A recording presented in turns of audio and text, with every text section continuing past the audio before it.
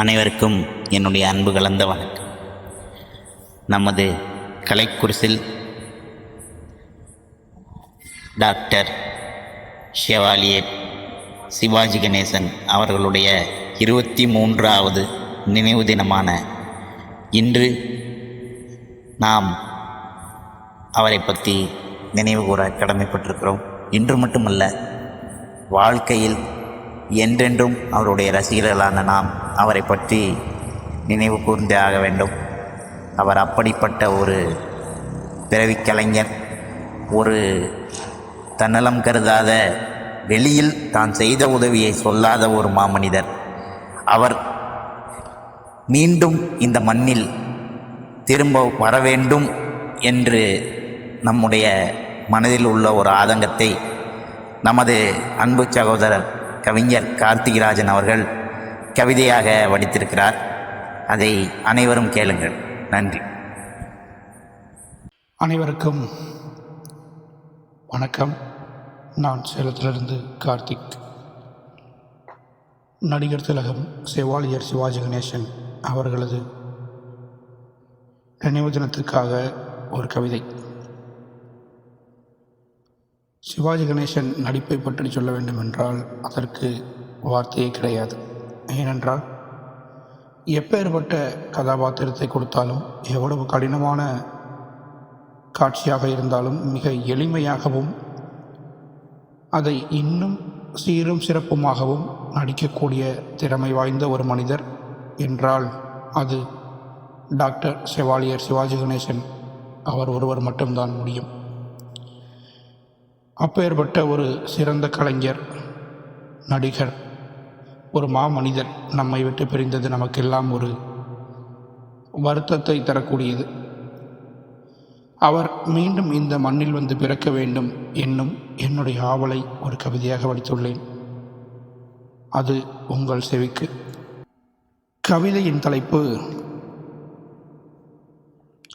ராசத்திலகத்திற்கு ரசிகனின் அஞ்சலி. சூலை 21 இருண்டது திரை உலகின் நெற்றிக் கண்ணு, அழுதது மொத்த தமிழ் மண்ணு, அவருக்காக எழுந்து நின்று.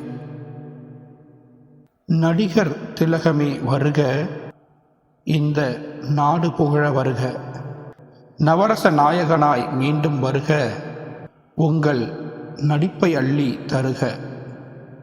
திரை உலகம் புகழும் திருப்பூர் குமரனே வருக, பாச மலராய் உள்ளத்தில் பூத்த பாரத விலாசின் புதல்வன் நீயே. பாச மலராய் உள்ளத்தில் பூத்த பாரத விலாசின் புதல்வன் நீயே. சத்ரபதி சிவாஜியாய் வாழ்ந்து சரித்திரம் சொல்லித் தந்தாய், கட்ட பொம்மனாய் நீ தோன்றி கல்லுக்கும் வீரமூட்டினாய். சிம்ம குரலோனே உனக்கு இங்கு சிம்மாசனம் பல இருக்கு, உன் இறப்பை என்ன மறுக்குதையா என்னுடைய சிறு இதயம். தேசம் எங்கும் கதறுதையா தேவர் மகனே, உன்னை எண்ணி சுதந்திரத்தாய் வருந்துகிறாள் சூரியன் மறைவு கண்டு. உனக்கு அஞ்சலி செலுத்தத்தான் நான் எழுதத் தொடங்கினேன், உனக்கு அஞ்சலி செலுத்தத்தான் நான் எழுதத் தொடங்கினேன். அப்போது எனக்கு உள்ளத்தில் ஒலித்தது ஓர் குரல், அப்போது எனக்கு உள்ளத்தில் ஒலித்தது ஓர் குரல். அடே கவிஞனே, எழுதுவதையும் அழுவதையும் நிறுத்து. அடே கவிஞனே, எழுதுவதையும் அழுவதையும் நிறுத்து. காற்றை எப்படி காலனால் கைது செய்ய முடியும்? இப்படி என்னை அக்குரல் கேட்டதும், இப்படி என்னை அக்குரல் கேட்டதும் நான் எழுதுவதை நிறுத்தினேன், நான் எழுதுவதை நிறுத்தினேன். அனைவருக்கும் நன்றி. என்னுடைய ஒரு சிறு பதிவு.